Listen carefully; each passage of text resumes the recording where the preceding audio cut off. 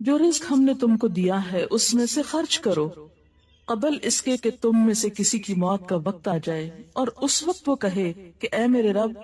کیوں نہ تو نے مجھے تھوڑی سی مہلت اور دے دی کہ میں صدقہ دیتا اور نیک لوگوں میں شامل ہو جاتا۔ تو گویا ہم سب کو اپنی موت سے پہلے پہلے، اس دنیا سے جانے سے پہلے پہلے، جو کچھ بھی ہمارے پاس ہے اس میں سے کچھ نہ کچھ دوسروں کو بھی اس کا حصے دار بنانا چاہیے، ضرورت مندوں پہ خرچ کرنا چاہیے، اپنی نعمتوں میں دوسروں کو شریک کر لینا چاہیے۔ قرآن پاک میں اللہ سبحانہ وتعالی ایک اور موقع پر یہ بھی فرماتے ہیں، قُلْ لِعِبَادِيَ الَّذِينَ آمَنُوا يُقِيمُوا الصَّلَاةَ وَيُنْفِقُوا مِمَّا رَزَقْنَاهُمْ سِرًّا وَعَلَانِيَةً مِّن قَبْلِ أَن يَأْتِيَ يَوْمٌ لَا بَيْعٌ فِيهِ وَلَا خِلَالٌ۔ اے نبی صلی اللہ علیہ وسلم، میرے جو بندے ایمان لائے ہیں ان سے کہہ دیجئے کہ نماز قائم کریں، اور جو کچھ ہم نے ان کو دیا ہے اس میں سے کھلے اور چھپے خرچ کریں، اس سے پہلے کہ وہ دن آ جائے، یعنی قیامت کا دن، جس میں نہ خرید و فروخت ہوگی اور نہ ہی دوست نوازی ہو سکے گی۔ یعنی آج وہ مال جس سے ہم خرید و فروخت کرتے ہیں، جس سے ہم صرف اپنی ذات کی راحتیں اور آرام لیتے ہیں، اس مال سے صرف اپنی ہی ذات کا خیال نہیں کرنا، بلکہ اسے اس دن کے لیے آج خرچ کرنا ہے تاکہ اس دن کی راحتیں بھی ہم اس سے لے سکیں۔ اللہ سبحانہ وتعالیٰ بار بار اس بات کی طرف توجہ دلاتے ہیں کہ اس سے پہلے خرچ کر لو کہ یہ سب کچھ تمہارے پاس نہ رہے اور تم حساب کتاب کے دن جا پہنچو جہاں پھر تم کچھ بھی خرچ نہ کر سکو گے اور نہ ہی اس مال کو کسی بزنس میں لگا کے کچھ اور کما سکو گے، یہ سب کچھ یہیں رہ جائے گا۔ نبی صلی اللہ علیہ وسلم نے بھی بہت سی احادیث میں خرچ کرنے کی طرف متوجہ فرمایا ہے۔ آپ نے فرمایا، یا ابن آدم انفق انفق علیک، حدیث قدسی ہے، اے ابن آدم تو خرچ کر، میں تجھ پر خرچ کروں گا، یعنی اللہ تعالیٰ نے فرمایا، نبی صلی اللہ علیہ وسلم نے روایت کیا کہ جب انسان دوسروں پر خرچ کرتا ہے تو اللہ سبحانہ وتعالی اس بندے کو مزید عطا کرتا ہے۔ اسی لیے ایک حدیث سے پتہ چلتا ہے کہ صدقہ کرنے سے مال کبھی کم نہیں ہوتا، دوسروں کو دینے سے کمی نہیں ہوتی۔ آپ صلی اللہ علیہ وسلم نے فرمایا، جس نے حلال کمائی سے ایک کھجور برابر بھی خیرات کی، یعنی چھوٹی سے چھوٹی چیز بھی خیرات کی، اور اللہ تعالیٰ تک حلال ہی کی خیرات پہنچتی، یعنی وہ اس کے پاس اسی کا اجر ملتا ہے انسان کو، تو اللہ تعالیٰ اسے اپنے دائیں ہاتھ سے قبول کرتے ہیں۔ یعنی حلال کمائی سے اگر انسان معمولی چیز بھی خرچ کرتا ہے تو اللہ تعالیٰ اسے دائیں ہاتھ سے قبول کرتے ہیں، یعنی بہت محبت و شفقت سے لیتے ہیں، اور خیرات کرنے والوں کے لیے اس کو بڑھا دیتے ہیں، جیسے تم میں سے کوئی اپنے بچھیرے کی پرورش کرتا ہے، یہاں تک کہ وہ ایک لقمہ یا وہ ایک کھجور احد پہاڑ برابر ہو جاتی ہے۔ کہاں یہ کہ خیرات کرنے سے صدقہ کم نہیں ہوتا، بلکہ بڑھتا ہے، اور کتنا بڑھتا ہے کہ ایک کھجور پہاڑ جتنی زیادہ بڑھا کر انسان کو قیامت کے دن واپس لوٹائی جائے گی۔ رسول اللہ صلی اللہ علیہ وسلم نے یہ بھی فرمایا، انسان کہتا ہے میرا مال میرا مال، حالانکہ اے انسان تیرا مال وہ ہے جو تو نے کھا کے ختم کر دیا، یا پہن کے پرانا کر دیا، یا صدقہ کر کے آگے بھیج دیا، باقی تو وارثوں کا مال ہے۔ ہم سب جمع کرتے رہتے ہیں، بعض اوقات اپنی ذات پہ بھی خرچ نہیں کرتے، اپنی ضروریات کو بھی خوش دلی سے پورا نہیں کرتے، بعض لوگوں کے پاس ہوتا بھی ہے لیکن اپنے اہل و عیال کو فقیر چھوڑ دیتے ہیں، بچا بچا کے رکھتے ہیں، بخل کرتے ہیں، اور بھول جاتے ہیں کہ ایک دن یہ سب کچھ یہیں رہ جائے گا اور وہ خالی ہاتھ آگے چلے جائیں گے۔ تو انسان کو اللہ تعالیٰ نے جو مال دیا ہے اسے خرچ کرنا چاہیے، اپنی ذات پر بھی، اپنے اہل و عیال پر بھی، اپنے رشتہ داروں پر، ایتاء ذی القربیٰ کا حکم ہے قرآن پاک میں، پھر اسی طرح ضرورت مندوں پر، جس میں مساکین، یتامہ، مسافر اور بہت سے لوگ آتے ہیں، ان پر بھی، اس لیے کہ مال اللہ تعالیٰ نے انسان کی ضروریات پوری کرنے کے لیے بنایا ہے، صرف جمع کر کے رکھنے کے لیے نہیں۔ قرآن پاک کی بالکل ابتدائی آیات میں ہمیں پتہ چلتا ہے متقین کی صفات کے بارے میں، جو قرآن پاک کی نعمت سے بھرپور فائدہ اٹھانے کے لائق ہوتے ہیں، کہ وَمِمَّا رَزَقْنَاهُمْ يُنْفِقُونَ، کہ ان کا مزاج خرچ کرنے والا ہے، سینت سینت کے رکھنے والا نہیں ہے، کہ ہم نے جو کچھ ان کو رزق دیا ہے اس میں سے وہ خرچ کرتے رہتے ہیں، آگے دیتے رہتے ہیں، کیونکہ مال کی سرکولیشن جب سوسائٹی کے اندر ہوتی ہے تو خوشحالی آتی ہے، اور اگر لوگ مال بچا بچا کے جمع کر کر کے صرف اپنے ہی خزانوں میں بھرتے رہیں اور اس سے بھی کوئی فائدہ نہ اٹھائے تو لوگوں کی ضروریات پھر پوری نہیں ہو سکتی. لیکن یہ یاد رکھیے کہ مال خرچ کرنے سے پہلے کچھ ایسی شرائط کا علم ہونا ضروری ہے جو مال کے خرچ کرنے کو بہترین اجر و ثواب کا ذریعہ پھر بنا دیتی ہے. سب سے پہلی بات یہ کہ اللہ کی راہ میں مال خرچ کرتے ہوئے عمدہ مال خرچ کرنا چاہیے. یعنی جس مال کو ہم اللہ کی رضا حاصل کرنے کے لیے، اللہ تعالیٰ کی محبت پانے کے لیے خرچ کرتے ہیں، وہ مال عمدہ ہونا چاہیے، کیونکہ ہم کسی انسان کو نہیں دے رہے ہوتے، دراصل اللہ کو دے رہے ہوتے ہیں. قرآن پاک میں اللہ تعالیٰ فرماتے ہیں یا ایھا الذین آمنوا انفقوا من طیبات ما کسبتم، اے ایمان والو جو کچھ تم نے کمایا ہے اور جو کچھ ہم نے زمین سے نکالا ہے، ومما اخرجنا لکم من الارض، اس میں سے اچھی چیزیں اللہ کی راہ میں خرچ کرو. ولا تیمموا الخبیث، اور ناپسندیدہ خبیث ردی چیز اللہ کی راہ میں خرچ کرنے کا ارادہ نہ کرو. کیوں؟ اس لیے کہ اگر ہمیں کوئی ردی چیز دے تو ہم لینا کبھی پسند نہ کریں گے، تو جو چیز ہم اپنے لیے پسند نہیں کرتے وہ دوسروں کے لیے کیسے پسند کرتے ہیں. رسول اللہ صلی اللہ علیہ وسلم نے فرمایا ان اللہ طیب لا يقبل الا طیبا، بے شک اللہ تعالیٰ پاک ہے اور وہ قبول نہیں کرتا مگر پاک چیز کو. یعنی ردی چیزیں، بیکار چیزیں، نکمی چیزیں، ناپسندیدہ چیزیں اللہ کی راہ میں دینا، اللہ تعالیٰ کو دینا اور اس سے جزا چاہنا، تو جزا کس قسم کی ہو سکتی ہے جب اللہ تعالیٰ نے اس کو قبول ہی نہیں کیا اور وہ ردی بیکار پھینکے جانے کے لائق ہے. اس سے آپ اللہ کی رضا کما رہے ہیں، یہ کیسے ممکن ہے؟ اللہ کے نام کے ساتھ بھی زیادتی ہے اور دینے والے پر بھی ایک زیادتی ہے، اور سب سے بڑھ کر یہ کہ خود اپنی ذات پر ایک زیادتی ہے. جو انسان دوسروں کا برا چاہتا ہے، دوسروں کو عزت نہیں دیتا، دوسروں کو ان کا حق نہیں دیتا، وہ دراصل اپنے ساتھ زیادتی کر رہا ہوتا ہے. اسی طرح صدقہ کرنے کے کچھ آداب بھی ہیں، اللہ کی راہ میں خرچ کرنے کے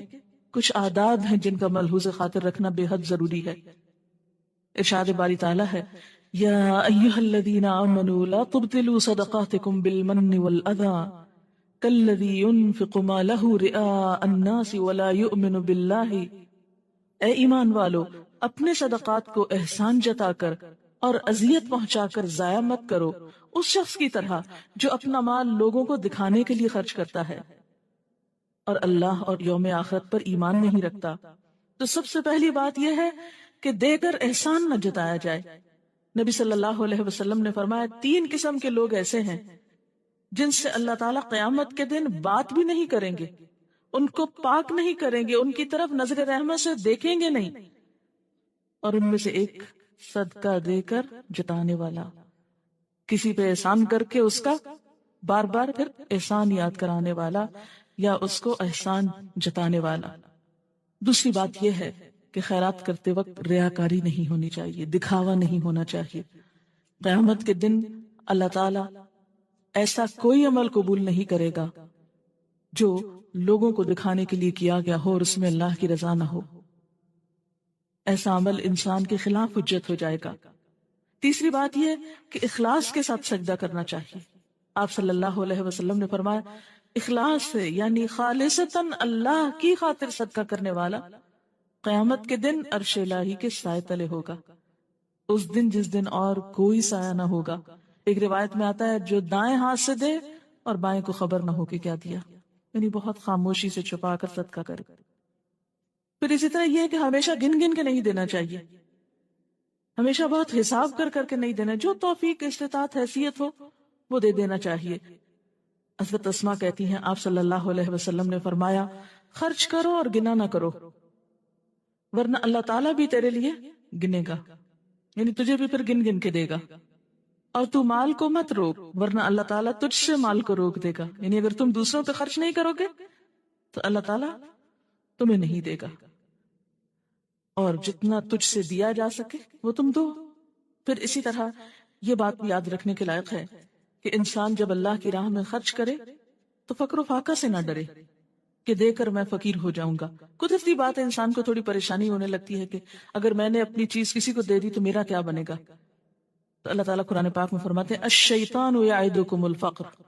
شیطان تمہیں فقر و فاقہ کا خوف دلاتا ہے کہ تم فقیر ہو جاؤ گے، محتاج ہو جاؤ گے، کسی کو دینے کے بعد تمہارے پاس کچھ نہیں رہے گا، حالانکہ اللہ تعالیٰ کے خزانے بہت وسیع ہیں، جس نے کل دیا وہ آج بھی دے سکتا ہے۔ آپ صلی اللہ علیہ وسلم نے فرمایا صدقہ کرنے سے مال کم نہیں ہوتا بلکہ اس میں برکت ہوتی ہے، مال بڑھتا ہے،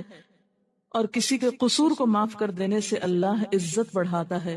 اور جو کوئی تواضع اختیار کرتا ہے اللہ اس کو بلندی عطا کرتا ہے۔ اسی طرح پسندیدہ صدقہ کیا ہے کہ انسان صحت اور تندرستی کی حالت میں خرچ کرے۔ عموماً انسان پہ جب کوئی مصیبت آتی ہے، خدا نخواستہ کوئی بیماری آ جاتی ہے، کوئی پریشانی آتی ہے، یا کوئی برا خواب آ جاتا ہے لوگوں کو بعض اوقات، تو اس وقت صدقہ کرنے کا اہتمام کرتے ہیں، لیکن عام حالات میں جب سب کچھ نارمل ٹھیک چل رہا ہوتا ہے تو عموماً انسان بخل کرنے لگتا ہے۔ ایسے میں تو پھر مجبوراً صدقہ کرنا ہوتا ہے نا، جب کوئی پریشانی آ جائے اس مصیبت کو ہٹانے کے لیے ایک طریقے کے طور پر ایک بندہ مومن صرف مخصوص اوقات میں صدقہ نہیں کرتا بلکہ ہر حال میں صدقہ کرتا رہتا ہے، اچھے حال ہو یا برے حال ہو، خوشحالی ہو یا تنگ دستی ہو۔ ایک آدمی نے ایک دفعہ آپ صلی اللہ علیہ وسلم سے سوال کیا کہ کون سا صدقہ افضل ہے، تو آپ نے فرمایا جو صدقہ تو تندرستی کی حالت میں دے، جبکہ تو حرص رکھتا ہے، فقر و فاقہ سے ڈرتا ہے اور دولت کی طمع رکھتا ہے، لہذا صدقہ کرنے میں جلدی کرو، یہ نہ ہو کہ جان لبوں پہ آ جائے اور تم کہنے لگو کہ اتنا فلاں کو دے دو، اتنا فلاں کو دے دو، حالانکہ اس وقت مال اس کا نہیں بلکہ اس کے وارثوں کا ہو چکا۔ یعنی مرتے وقت انسان کا مال مختلف لوگ لے جائیں گے، اب وہ کہے یا نہ کہے اب اس کو تو فائدہ نہیں ہے اس سے۔ آپ صلی اللہ علیہ وسلم نے یہ بھی فرمایا آدمی کا اپنی زندگی میں 1 درہم خرچ کرنا موت کے وقت 100 درہم خرچ کرنے سے زیادہ بہتر ہے۔ یعنی جب انسان کے اوپر موت کا خوف ہو کہ اب تو میں مر ہی جاؤں گا تو جلدی جلدی صدقہ کر لو، تو اس وقت 100 کرنے کا بھی ثواب اتنا نہیں جتنا عام حالات میں اچھے دنوں میں 1 درہم خرچ کرنے کا ہے۔ اب یہ ہے کہ صدقے کے فوائد جہاں سوسائٹی کو پہنچتے ہیں وہاں سب سے زیادہ خود ہماری اپنی ذات کو پہنچتے ہیں۔ نبی صلی اللہ علیہ وسلم نے فرمایا صدقہ اللہ کے غضب کو بجھاتا ہے اور بری موت سے بچاتا ہے۔ آپ نے یہ بھی فرمایا صدقہ کرنے میں جلدی کرو کیونکہ بلائیں صدقے سے آگے نہیں بڑھ سکتی، یعنی بجائے اس کے کہ مصیبت آ جائے تو صدقہ کیا جائے، اس سے پہلے ہی صدقہ کیا جائے، کیونکہ صدقہ کرنے سے کیا ہوتا ہے، مصیبتیں اس سے آگے نہیں بڑھ سکتی۔ اسی طرح ایک اور روایت میں آتا ہے کہ صدقہ برائی کے 70 دروازوں کو بند کر دیتا ہے۔ آپ صلی اللہ علیہ وسلم نے یہ بھی فرمایا کہ جو کسی مسلمان کو کپڑا پہنائے گا تو جب تک اس کے بدن پر ایک دھجی بھی رہے گی تب تک یہ پہنانے والا اللہ کی حفاظت میں رہے گا۔ اسی طرح ایک اور موقع پر آپ نے فرمایا قیامت کے دن حساب کتاب ختم ہونے تک صدقہ کرنے والا اپنے صدقے کے سائے میں رہے گا۔ یعنی قیامت کے دن بھی جیسے دنیا میں صدقہ انسان کے لیے ایک حفاظت کا ذریعہ بنتا ہے بلاؤں سے، اسی طرح قیامت کے دن بھی صدقہ انسان کے لیے ایک سائے کی حیثیت رکھے گا اور اسے حشر کے دن کی گرمی سے محفوظ کرے گا۔ اس کے برعکس جو لوگ صدقہ خیرات نہیں کرتے، زکوٰۃ دینے سے انکار کرتے ہیں یا اپنے فرائض پورے نہیں کرتے، تو قرآن پاک میں اللہ تعالیٰ فرماتے ہیں لا يحسبن الذين يبخلون بما آتاهم الله من فضله هو خير لهم بل هو شر لهم سيطوقون ما بخلوا به يوم القيامة۔ جن لوگوں کو اللہ نے اپنے فضل سے مال و دولت دی اور وہ بخل سے کام لیتے ہیں، اس خیال میں نہ رہیں کہ یہ بخل ان کے حق میں بہتر ہے، بلکہ یہ ان کے لیے بہت برا ہے۔ اس بخل سے جو کچھ وہ جمع کر رہے ہیں اسے قیامت کے دن طوق بنا کر ان کے گلے میں ڈال دیا جائے گا، یعنی یہ ان کے لیے باعث وبال ہوگا۔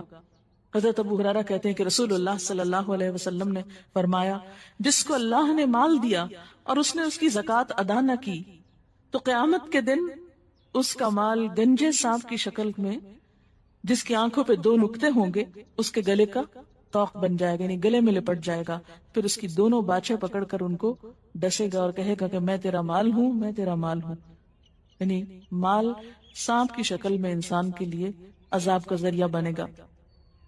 اور اس کے بعد آپ صلی اللہ علیہ وسلم نے یہی آیت تلاوت فرمائی۔ آپ صلی اللہ علیہ وسلم نے یہ بھی فرمایا کہ زکوٰۃ ادا نہ کرنے والے لوگوں کو اللہ تعالیٰ قحط سالی میں مبتلا کر دیتا ہے، یعنی بارشوں کا سلسلہ بند ہو جاتا ہے۔ اس لیے ضروری ہے کہ ہم اپنے اس فرض کو پہچانیں اور اللہ کے دیے ہوئے مال میں سے اور دیگر نعمتوں میں سے بخوشی اپنی خاطر اور معاشرے کے امن اور سکون کی خاطر اللہ کے بندوں میں اللہ کے دیے ہوئے مال کو پھیلائیں، تقسیم کریں، ان کو اس میں حصے دار بنائیں۔ اس سلسلے میں اگر کوئی سوال ہو آپ کے ذہن میں تو آپ کر سکتے ہیں۔ اکثر ایسا ہوتا ہے کہ جب آپ نیکی کسی کے ساتھ کرتے ہیں تو ارد گرد پتہ چل جاتا ہے، اپنی ریا کی نیت نہیں ہوتی، تو اس صورت میں کیا کرنا چاہیے؟ نیکی کرتے رہنا چاہیے اور یہ پرواہ نہیں کرنی چاہیے کہ کوئی دیکھ رہا ہے یا نہیں دیکھ رہا۔ اس سے مراد یہ ہے کہ آپ اپنے بچوں کے لیے جمع نہ کریں اور جو کچھ ہے وہ آپ دے دیں، مطلب کسی وقت بھی اگر آگے کے حساب سے آپ نے رکھا ہوا ہو تو وہ آپ نکال دیں صدقے کے طور پہ۔ اور نہیں، کیا اس سے یہ مراد ہے؟ صدقہ کرنے سے مراد یہ نہیں ہے کہ آپ اپنے پاس کچھ بھی نہ چھوڑیں، اس سے مراد یہ ہے کہ آپ اپنی ذات پر خرچ کریں، اپنے بال بچوں پہ خرچ کریں، اپنے رشتہ داروں، جیسے شروع میں بھی بات ہوئی تھی، اور مال میں سے جو اللہ کا حق ہے، یعنی خاص طور پر زکوٰۃ جو ہے اس کو آپ نکالیں۔ اور پھر دوسری روایت سے ہمیں یہ بھی پتہ چلتا ہے کہ مال میں زکوٰۃ کے علاوہ بھی حق ہے۔ قرآن پاک میں آتا ہے یسألونک ماذا ینفقون، لوگ آپ سے پوچھتے ہیں کیا خرچ کریں، قل العفو، کہہ دیجئے جو ضرورت سے زائد ہو۔ تو اپنی ضروریات کو سامنے رکھتے ہوئے آج کے لیے اور کل کے لیے، اس کے بعد جو زیادہ ضرورت مال ہے اس میں سے آپ جتنا ممکن ہو، جو توفیق ہو، وہ زکوٰۃ کے علاوہ نکالتے رہیں۔ اور اگر پس انداز کرنے کی ایسی ممانعت ہوتی تو اسلام میں قانون وراثت نہ ہوتا، یعنی اس کا مطلب یہ کہ مال جمع تو ہوگا لیکن اس میں سے زکوٰۃ نکالی جائے گی، حقداروں کا حق نکالا جائے گا، صرف جمع ہی نہیں کیا جاتا رہے گا یا بخل سے کام نہیں لیا جائے گا۔ کچھ لوگ ایسے ہوتے ہیں جن میں انا پرستی بھی ہوتی ہے اور وہ یہ نہیں چاہتے کہ ہم ان سے لیں، مگر وہ ہوتے بھی ہیں حقدار مگر لیتے نہیں ہیں، تو ان کو بھی ہم کس طریقے سے صدقہ دیں؟ ٹھیک ہے، وہ بھلے ہمارے اپنے ہوں، رشتہ دار ہوں، یہ تھوڑا اس کو ذرا وضاحت فرمائیے۔ اس میں آپ دیکھیے کہ صاحب مال لوگوں پر ذمہ داری عائد ہوتی ہے کہ وہ اس بات پر بھی نظر رکھیں کہ ان کے آس پاس دائیں بائیں ضرورت مند کون ہے۔ تو جس چیز کی ضرورت آپ محسوس کریں وہ چیز آپ نکالیں، یا جو آپ کے پاس زیادہ ہو وہ آپ ضرورت مند ڈھونڈ کر وہاں تک پہنچائیں۔ بعض لوگوں کو کھانے کی ضرورت ہوتی ہے، بعض لوگوں کو لباس کی ضرورت ہوتی ہے، بعض لوگ تعلیم حاصل کرنے میں بہت تنگی کا شکار ہوتے ہیں۔ تو یہ ڈپینڈ کرتا ہے کہ آپ کے علم میں، اطلاع میں کون کس چیز کا ضرورت مند ہے۔ اور جہاں تک آپ نے انا کی بات کی، یہ بات درست ہے، لیکن بہت حد تک ڈپینڈ کرتا ہے کہ دینے والا دوسرے کی انا کو محفوظ کرتے ہوئے یا بچاتے ہوئے یا اسے ہرٹ کرتے ہوئے کس طرح اس کو دیتا ہے۔ تو انشاءاللہ جب دینے کا انداز خوبصورت ہوگا، چھپا کر دیا جائے گا، دوسروں کے سامنے اس کو ذلیل نہیں کیا جائے گا، تو وہ بھی سکون کے ساتھ اس کو قبول کر سکے گا۔ ڈاکٹر صاحب، ہمارے ہاں صدقے کا جو معنی اور مفہوم ہے وہ بہت محدود ہے، یعنی صرف لوگ یہ سمجھتے ہیں کہ آپ نے پیسے دے دیے یا کسی کی مدد کر دی تو وہی صدقہ اور خیرات ہے۔ تو آپ قرآن و سنت کی روشنی میں اس کے معنی و مفہوم پہ مزید روشنی ڈالنا چاہیں گی؟ ایسا ہے کہ صدقہ صرف مال کا نہیں ہوتا۔ نبی صلی اللہ علیہ وسلم نے ہر نیکی کو صدقہ کہا، کل معروف صدقہ، ہر نیکی کا کام صدقہ ہے۔ کوئی بھی احسان یا کوئی بھی خیر خواہی اور بھلائی جو آپ کسی کے ساتھ کرتے ہیں، خواہ اچھا مشورہ دے کر، خواہ اس کو دعا دے کر، خواہ اس کو ایک اچھی بات کر کے اس کا دل خوش کرتے ہیں، یہ سب چیزیں بھی صدقہ ہے۔ آپ کسی کو علم سکھاتے ہیں، جہالت سے نکالتے ہیں، اندھیروں سے نکالتے ہیں، یہ صدقہ ہے۔ آپ کسی کو کھلے دل سے ملتے ہیں، مسکراہٹ کے ساتھ اس کا استقبال کرتے ہیں، یہ بھی صدقہ ہے۔ پھر اسی طرح کسی بھی قسم کی مدد، مثلا کوئی بیمار ہے، اس کی بیمار پرسی، کوئی درد سے کرا رہا ہے،